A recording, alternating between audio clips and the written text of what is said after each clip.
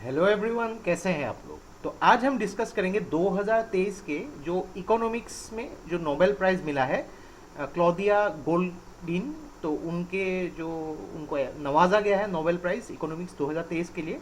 Mainly उनके जो findings है regarding the understanding of the gender gap, इसके बारे में हम डिटेल में डिस्कस करेंगे। इसके इनके जो रिसर्च थी मेनली जेंडर गैप के ऊपर, उसको डिटेल में डिस्कस करेंगे, कैसे उन्होंने उसको अचीव करने की कोशिश की, कि क्या उनके रिसर्च थे, उनके फाइंडिंग्स जो थे मेनली।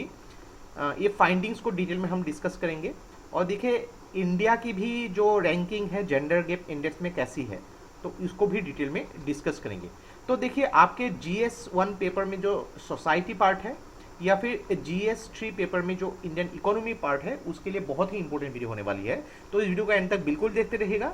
और इससे पहले अगर आप लोगों ने हमारे चैनल को अब तक सब्सक्राइब नहीं किया है तो इसको प्लीज सब्सक्राइब कर लीजिए, ताकि आने वाले ऐसे ही वीडियोस की नोटिफिकेशन इसी तरह आपको मिलते रहे। तो चलिए आज का वीडियो शुरू करते हैं। तो इकोनॉमिक्स में 2023 का जो नोबेल प्राइज मिला है, ये अवार्ड मिला है क्लौदिया गोल्डिन को। तो ये बेसिकली हार्वर्ड यूनिवर्सिटी के एक प्रोफेसर है।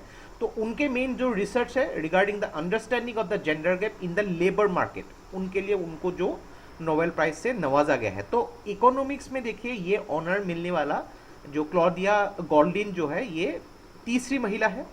2009 में एलिनोर ऑस्ट्रॉम उनको मिला था। देन उनके साथ ही ओलिवर ई विलियमसन। और 2019 में ईस्टर डफलो, उन्होंने भी नोबेल प्राइज इकोनॉमिक्स का शेयर किया था। अभिजीत बनर्जी जो इंडियन ओरिजिन के हैं, और माइकल क्रेमर। तो ये जो है तीसरी महिला बन चुकी है इकोनॉमिक्स में नोबेल प्राइज मिलने वाली। तो देखिए नोबेल प्राइज जो इकोनॉमिक्स, ये 1901 से स्टार्ट नहीं किया गया था। एक्चुअली ओरिजिनली जो नोबेल प्राइज अलग अलग 5 डिसिप्लिन में थे, फिजिक्स, केमिस्ट्री, मेडिसिन, लिटरेचर और पीस। लेकिन देखिए 1968 में सेंट्रल बैंक ऑफ स्वीडन, तो उन्होंने जो है नोबेल प्राइज इकोनॉमिक्स साइंसेस के लिए स्टार्ट किया in the memory of Alfred Nobel. तो एक चीज़ याद रखिएगा, सारे जो बाकी के 5 डिसिप्लिन हैं जहाँ पे नोबेल प्राइज मिले थे, ये 1901 से ही शुरू हो चुकी थी। लेकिन इकोनॉमिक्स में नोबेल प्राइज जो है 1968 से शुरू हुई है, काफ़ी सालों बाद। तो अगर बात करेंगे यहाँ पे, तो देखिए यहाँ पे आप क्या मुझे बता सकते हैं कि इंडिया से किनको इकोनॉमिक्स में नोबेल प्राइज मिल चुका है। तो इससे पहले भी मैं फिजिक्स, केमिस्ट्री और पीस के ऊपर जो नोबेल प्राइज 2023 के ऊपर वीडियो बना चुका हूँ, वेरी वेरी इंपॉर्टेंट। प्लीज़ एक बार आप उस वीडियो को देख लीजिएगा, थोड़ा सा नॉलेज आपको हो जाएगा यहाँ पे। तो मेनली इकोनॉमिक्स के लिए जो अलग अलग फील्ड में उनके कंट्रीब्यूशन के लिए नोबेल प्राइज दी जाती है। तो क्लौदिया गोल्डिन का वर्क को थोड़ा सा एनालिसिस करते हैं। तो उनकी जो मेनली देखिए कॉम्प्रिहेंसिव फाइंडिंग है regarding the women's earning in the labour market participation, अलग अलग टाइमों में। एक्चुअली देखिए अलग अलग टाइमों में उन्होंने क्या किया था कि रिसर्च की थी लेबर मार्केट में पिछले 200 सालों की। तो पिछले 200 सालों में देखिए 200 साल पहले जैसा एक सिचुएशन होता था, आज वो सिचुएशन बिल्कुल नहीं है। लेकिन उसके बावजूद भी कैसे चेंजेस आए, अभी क्या क्या प्रॉब्लम्स है, उनको बहुत ही डिटेल में एनालिसिस किया था। तो मेनली उनके रिसर्च के थ्रू ये पता लगा सकते हैं कि मेन कॉजेस क्या है ये चेंजेस में, मेन सोर्सेस क्या क्या है, और क्या क्या रिमेनिंग चीज़ें अभी भी बाकी है। तो मेनली उनके रिसर्च जो है फोकस किया गया था यूएसए में, और उनके जो फाइंडिंग्स है अभी भी अगर देखें काफ़ी सारे जगहों में वो अभी भी एप्लीकेबल है। एक्चुअली क्या किया था कि उन्होंने एक यू शेपेड फाइंडिंग किया था। तो हम लोग थोड़ा सा इस ग्राफ से समझ सकते हैं कि वेमेन लेबर फोर्स पार्टिसिपेशन पोर कंट्रीज में देखिए काफ़ी कम होती है, काफ़ी ज़्यादा होती है, लेकिन ये इक्वल होती है यहाँ पे। लेकिन जैसे जैसे अर्बनाइजेशन बढ़ती रहती है, सोशल बैरियर्स वुमेन के अगेंस्ट कम हो जाती है। आप देख सकते हैं ये ग्राफ कम हो चुकी है बिकॉज अर्बनाइजेशन। तो ये एक बहुत ही इंपॉर्टेंट कॉन्सेप्ट है।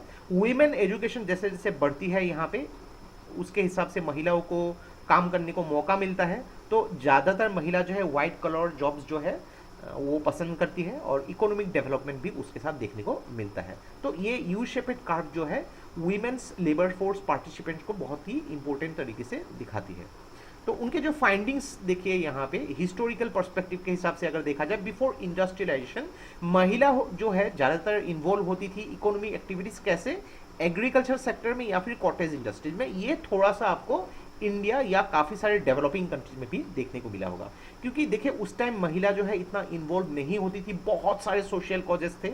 अगर आपने सोसाइटी GS1 में पढ़ा होगा तो उसमें भी आपको काफ़ी सारे कॉजेस मिले होंगे।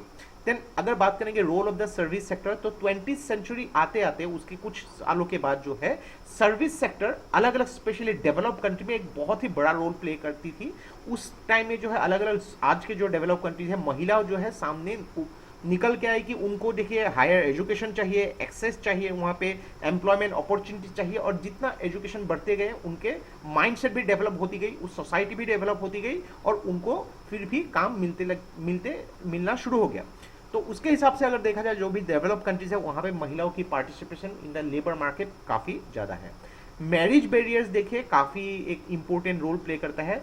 इन the beginning of 20th century देखा जाए कि वुमेन जो है महिला लगभग 20% महिला जो है एम्प्लॉयड होती थी, लेकिन उनमें से अगर देखा जाए सिर्फ 5% ही मैरिड महिला थी। देखिए बहुत ही कम महिला, यानी कि 100 में से सिर्फ 20 महिला ही जो है इन्वॉल्व होती थी इकोनॉमिक एक्टिविटीज़ में, लेकिन इनमें सिर्फ 5 ही महिला मैरिड होती थी।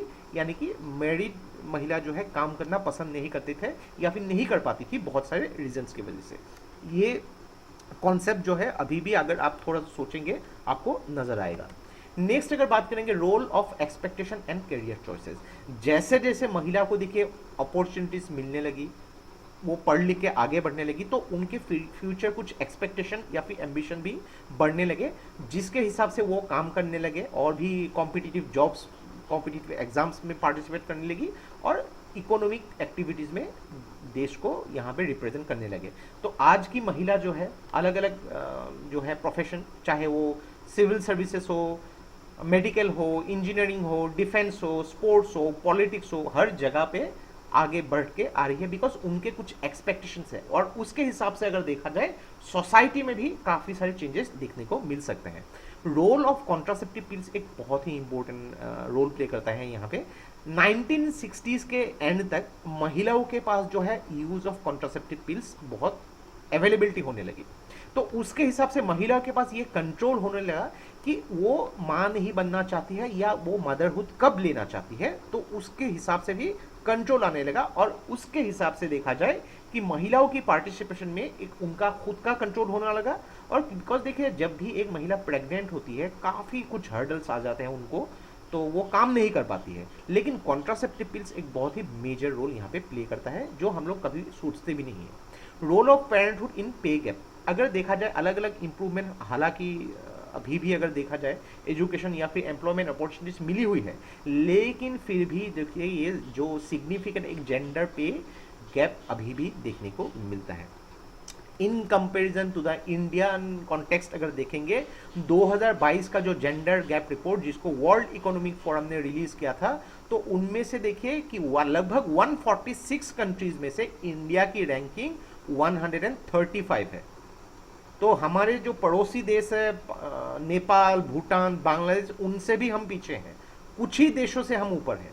यानी कि हमारे देश में महिला बहुत ही कम जो एक्टिविटीज़ में जेंडर गैप में यहाँ पे परफॉर्म कर पाती है, ये बहुत ही इम्पोर्टेंट है। इकोनॉमिक पार्टिसिपेशन एंड अपॉर्चुनिटी उसमें हम लोग 143 है। एजुकेशन अटेनमेंट में भी हम काफ़ी ज़्यादा पीछे हैं। हेल्थ एंड सर्वाइवल में आप देख सकते हैं कितने ज़्यादा हम पीछे हैं अभी भी। और पॉलिटिकल एम्पावरमेंट हालांकि देखिए थोड़ा सा हम लोग कंपेरेटिवली आगे है, लेकिन अभी भी बहुत सारे डेवलपिंग या फिर डेवलप कंट्रीज के कंपैरिजन में हम पीछे हैं। लेकिन ये देखिए कुछ ऐसे प्रॉब्लम्स है जिसको सुधारना होगा। उसके लिए जो सोसाइटी की माइंडसेट ये चेंज होनी होगी। बहुत सारे अपॉर्चुनिटीज़ जो है गवर्नमेंट निकालती रहती है, लेकिन उसको अवेल कितना किया जाता है ये भी देखना होगा। यहाँ पे महिलाओं की एम्पावरमेंट एक बहुत ही इम्पोर्टेंट रोल प्ले करता है। यहाँ पे जितना महिला एम्पावरमेंट होगी उतना ही वो अपने घर के साथ अपने बच्चों का या फिर फैमिली का देखभाल कर सकती है। और मेनली देखिए सिक्योरिटी या फिर सेफ्टी एक बहुत ही इम्पोर्टेंट रोल प्ले करता है यहाँ पे, क्योंकि अगर हम लोग देखा जाए कितने सारे महिलाओं को ऑफिस में भी या फिर वर्क प्लेसेस में भी मॉलेस्टेशन का सामना करना पड़ सकता है, बहुत सारे ऐसे देखने को मिलता है। तो महिला प्रीफर करती है कि हम लोग के अगर फैमिली ठीक ठाक कमा रही है तो अच्छा हुआ कि हम लोग घर में ही रहें, बच्चों का देखभाल करें।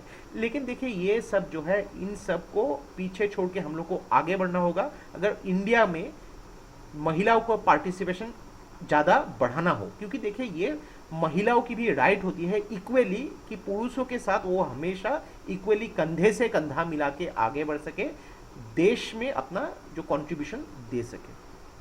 तो ये था हम लोग का complete analysis regarding the Nobel prize in economics 2023 जो क्लॉदिया गोल्डिन को मिला है for the understanding of the gender gap का उनके रिसर्च की वजह से। तो आशा करता है इस वीडियो से आपको बहुत कुछ चीज़ें सीखने को मिला होगा। और ये वीडियो अगर आप लोग को अच्छा लगे इसको प्लीज़ लाइक कीजिए, इसको सब्सक्राइब कीजिए, इसको शेयर कर दीजिए। तो आज के लिए बस इतना ही। देखते रहिए study rise, take care, thank you and जय हिंद।